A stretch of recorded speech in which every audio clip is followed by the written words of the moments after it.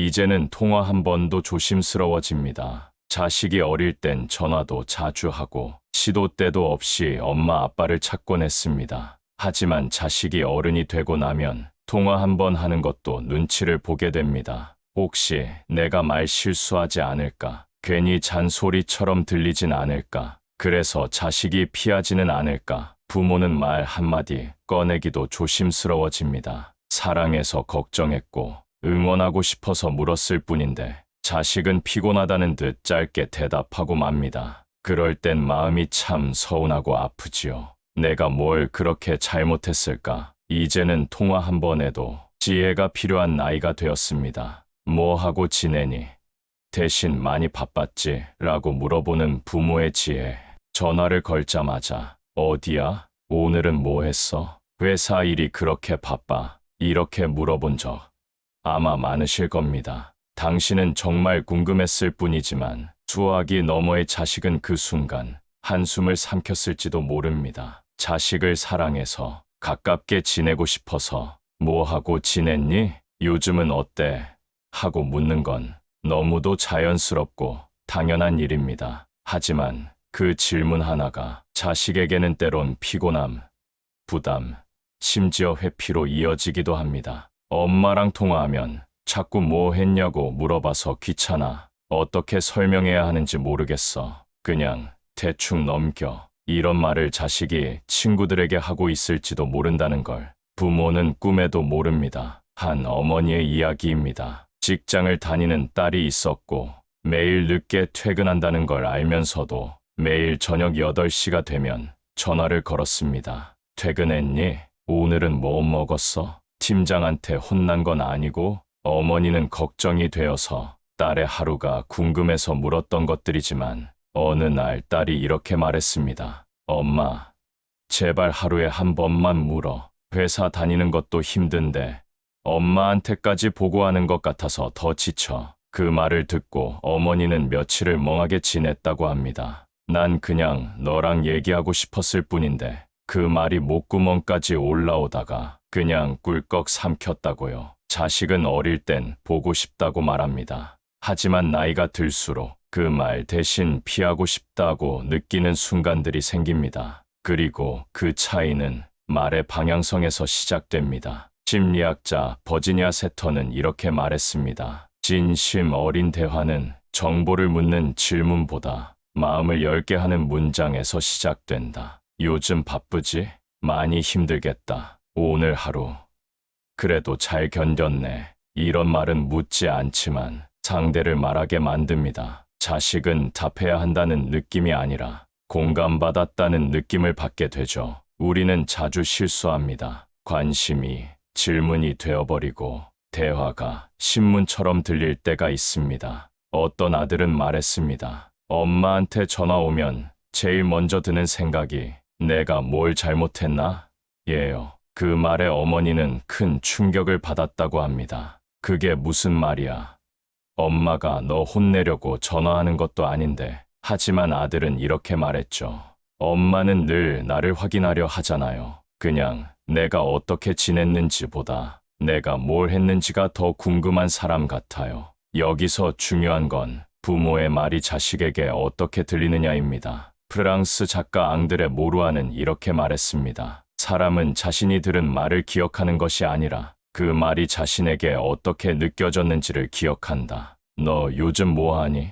는 단순한 질문일 수 있지만 받는 입장에서는 내가 지금 이 상황도 감당 못하고 있는 걸 또 들켜야 하나 이런 마음이 생길 수 있는 겁니다. 그럼 어떻게 해야 할까요? 요즘 바쁘지? 그 와중에도 참 잘 버티고 있구나. 이 말은 자식의 삶을 설명하게 하지 않고 인정하게 해줍니다. 그럼 자식은 오히려 말을 꺼냅니다. 아니요. 요즘 좀 여유 있어요. 맞아요. 진짜 힘든데 어떻게든 하고 있어요. 당신의 공감이 자식의 말문을 엽니다. 질문이 아니라 이해로 시작된 대화는 오래 기억에 남습니다. 자식이 멀어진 것 같을 때 가장 먼저 바꿔야 할 건 말의 내용이 아니라 말의 온도입니다. 요즘 많이 바빴지. 이 한마디에 자식은 피하지 않고 조금은 느리게라도 다가옵니다. 독일의 시인 라이너 마리아 릴케는 이렇게 말했습니다. 누군가를 위로하려거든 질문을 줄이고 침묵 속에서 손을 잡아주어라. 말은 많지 않아도 괜찮습니다. 하지만 그 짧은 말이 자식의 마음을 푸는 열쇠가 될 수 있습니다. 혹시 지금 요즘 뭐하냐? 는 말이 자식과의 통화 첫 마디였다면 이제부터는 요즘 많이 바빴지? 로 바꿔보세요. 질문은 줄이고 공감은 늘리는 것. 그게 자식과 멀어지지 않는 가장 단순하고도 지혜로운 방법입니다. 그래도 너 잘하고 있어. 늦게 건넨 칭찬이 자식의 마음을 돌린다. 부모가 자식에게 가장 안 하는 말이 뭔지 아십니까? 잘하고 있어. 이 단순한 말 한마디입니다. 사랑한다고는 자주 말하지 않아도 부모는 평생을 자식에게 모든 것을 줍니다. 하지만 그 속에 인정이 빠지면 자식은 언제나 부족한 사람이 된 기분으로 자랍니다. 부모는 말합니다. 잘 되라고 하는 말이지. 너니까 내가 이렇게 말하는 거야.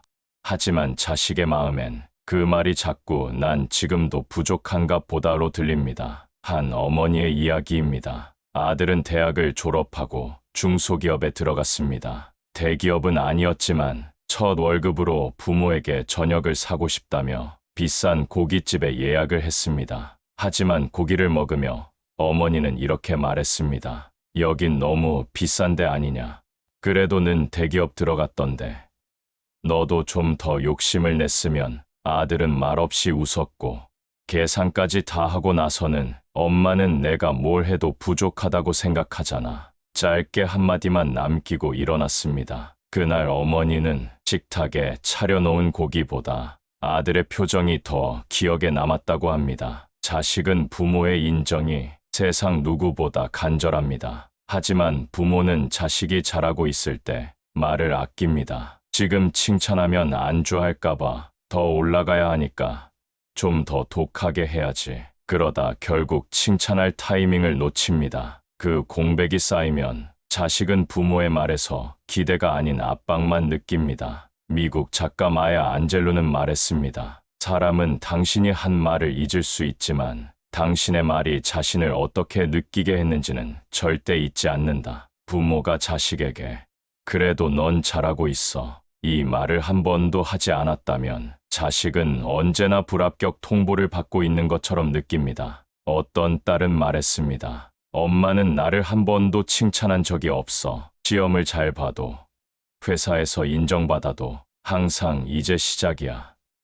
다음이 문제야. 그 말뿐이야. 딸은 그 말을 할 때 눈물을 흘렸습니다. 엄마는 당황해서 이렇게 말했습니다. 엄마가 널 얼마나 자랑스러워했는지 몰라서 그래. 겉으론 말 안 해도 엄마 마음은 다 너한테 있었어. 하지만 딸은 조용히 대답했습니다. 그 마음을 한 번이라도 말해줬으면 난 이렇게까지 안 외로웠을 거야. 칭찬은 공기처럼 당연한 게 아닙니다. 말로 표현해야 비로소 자식의 마음에 닿는 일입니다. 당신이 자식을 얼마나 사랑하는지 그 아이는 알고 있습니다. 하지만 알고 있는 사랑과 들리는 사랑은 다릅니다. 자식은 아무리 나이가 들어도 부모에게 인정받고 싶어 합니다. 너 그동안 참 잘해왔구나. 엄마는 그게 참 기특하더라. 이런 말이 자식의 마음을 녹이고 다시 부모에게 돌아오게 합니다. 그렇다면 이제 이 말을 한 번쯤 해봐야 할 때입니다. 그래도 넌 참 잘하고 있어. 비교 말고,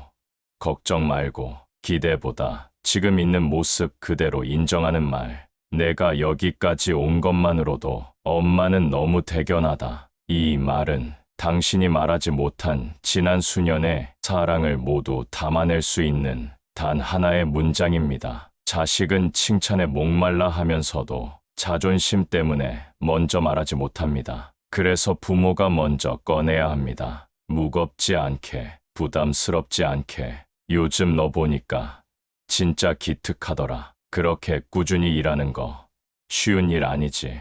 넌 지금도 충분히 잘하고 있어. 이런 말은 부모와 자식 사이의 오래된 벽을 무너뜨리는 열쇠가 됩니다. 혹시 지금 자식과 관계가 멀어졌다고 느끼신다면 이 한마디로 다시 시작해보세요. 너는 잘하고 있어. 너무 늦지 않았습니다. 이 말은 언제 해도 자식의 마음을 흔들 수 있습니다. 다 괜찮다. 나도 잘 지낸다. 걱정보다 안심을 주는 말 한마디의 힘. 요즘은 그냥 그렇지 뭐. 허리가 안 좋아서 병원만 다닌다. 하루하루 버티는 거지. 부모가 자식에게 가장 흔히 하는 말입니다. 물어보지도 않았는데 전화를 받자마자 푸념처럼 툭 흘러나오는 이 말들. 부모는 그저 하소연하고 싶었을 뿐입니다. 자식이 걱정해 줄까봐 기대한 것도 아닙니다. 그냥 말할 데가 없어서 누군가 들어줬으면 해서 꺼낸 말일 뿐이죠. 하지만 그 말을 들은 자식의 마음은 생각보다 더 무겁고 복잡해집니다. 한 딸은 말했습니다. 엄마랑 통화할 때마다 요즘 몸이 너무 안 좋아. 죽겠어. 그냥 죽어야지. 이런 말 듣고 나면 나는 아무 말도 하기 싫어져요. 딸은 회사에서 스트레스 받는 하루를 버티고 나서 겨우겨우 엄마 전화에 응답했는데 자기 이야기는 꺼내보지도 못하고 엄마의 푸념만 듣다 전화를 끊게 됩니다. 엄마가 힘든 건 알겠는데 그걸 내가 다 받아내야 할까 봐 숨이 막혀요. 이 말이 지금 자녀들이 느끼는 진심일 수도 있습니다. 심리학자 수잔 포워드는 이렇게 말했습니다. 부모가 자식에게 죄책감을 주기 시작하면 관계는 사랑이 아닌 의무로 굳어진다. 나는 힘들다. 너라도 좀 도와줘라. 요즘 외롭다는 말이 반복되면 자식은 더 이상 마음에서 우러나 도와주고 싶은 관계가 아닌 마지못해 책임져야 하는 관계로 바뀝니다. 그 순간 자식은 연결이 아니라 거리두기를 선택하게 됩니다. 어떤 아버지는 아들이 전화를 걸면 일부러 한숨을 쉬었습니다. 그래, 내 목소리라도 들어야 하루가 산다. 요즘 누구 하나 연락하는 사람도 없고 처음엔 아들이 잘 들어주었습니다. 아빠, 그런 말 좀 하지 마. 힘들면 나한테 말해. 이렇게 말해주던 아들도 몇 달 뒤부터는 전화를 받지 않았습니다. 아버지는 섭섭했습니다. 내가 뭘 그렇게 잘못했나. 하지만 그건 잘못이 아니라 부담이 쌓인 결과였습니다. 자식은 부모가 힘든 걸 몰라서 거리를 두는 게 아닙니다. 도저히 감당할 수 없다고 느끼기 때문입니다. 그래서 우리는 말의 방향을 바꿔야 합니다. 나도 잘 지내고 있어. 몸이 좀 불편하긴 해도 큰일은 없어. 걱정 말고 너는 너 일에 집중해. 이런 말들은 자식의 마음에 안심이라는 여백을 줍니다. 그래야 자식도 자신의 삶에 집중하고 부모를 회피가 아닌 그리움으로 바라볼 수 있게 됩니다. 프랑스 철학자 앙드레 콩트 스퐁빌은 말했습니다. 진짜 사랑은 필요가 아니라 자유 속에서 주고받는 것이다. 자식을 걱정시키지 않기 위해 스스로를 강하게 꾸미라는 뜻이 아닙니다. 그저 당신의 삶을 자식에게 짐이 아니라 버팀목처럼 보여주는 일, 그것만으로도 자식은 부모를 떠나지 않습니다. 어떤 어머니는 말합니다. 힘들다는 말 한마디 하고 나면 속이 좀 풀릴 줄 알았는데 오히려 자식이 더 멀어지는 것 같았어요. 그래서 그녀는 말투를 바꾸었습니다. 나도 요즘 재미있게 살고 있어. 어제는 친구들이랑 시장에 다녀왔는데 참 좋더라. 내가 걱정 안 해도 될 만큼 나는 잘 지내고 있어. 그 말을 듣고 아들은 웃으며 말했습니다. 엄마, 그런 말 들으니까 마음이 놓여요. 그러면 제가 더 연락하고 싶어져요. 이 짧은 대화는 관계의 방향을 바꿨습니다. 당신도 지금 자식에게 자꾸 힘든 이야기만 하고 있다면 한 번쯤 이렇게 말해보세요. 엄마는 괜찮아. 내 목소리 들으니까 더 힘이 난다. 이 말이 지금 자식을 다시 당신 곁으로 데려올 수 있습니다. 힘든 건 누구나 있습니다. 하지만 그 힘듦을 상대에게 기대는 말로 전하느냐, 안심시키는 말로 풀어내느냐는 관계의 온도를 전혀 다르게 만듭니다. 자식에게는 부모가 강해 보여야 한다는 말이 아닙니다. 부모가 스스로를 돌보고 있다는 확신을 줄 수 있다면 그 자식은 부모에게서 도망가지 않습니다. 엄마는 괜찮아. 아빠도 잘 지내고 있어. 넌 너대로 열심히 살면 돼. 이 말들은 자식에게 가장 안전한 말, 그리고 가장 따뜻한 위로가 됩니다. 말은 짧지만 사랑은 오래 남습니다. 이제는 통화 한 번에도 마음을 담아야 하는 나이가 되었습니다. 예전처럼 무조건 밥 먹었니? 어디 있니? 하고 묻기보다 요즘 많이 바빴지? 하고 먼저 공감해주고 그래도 넌 잘하고 있어 하며 있는 그대로를 인정해주고 엄마도 괜찮아.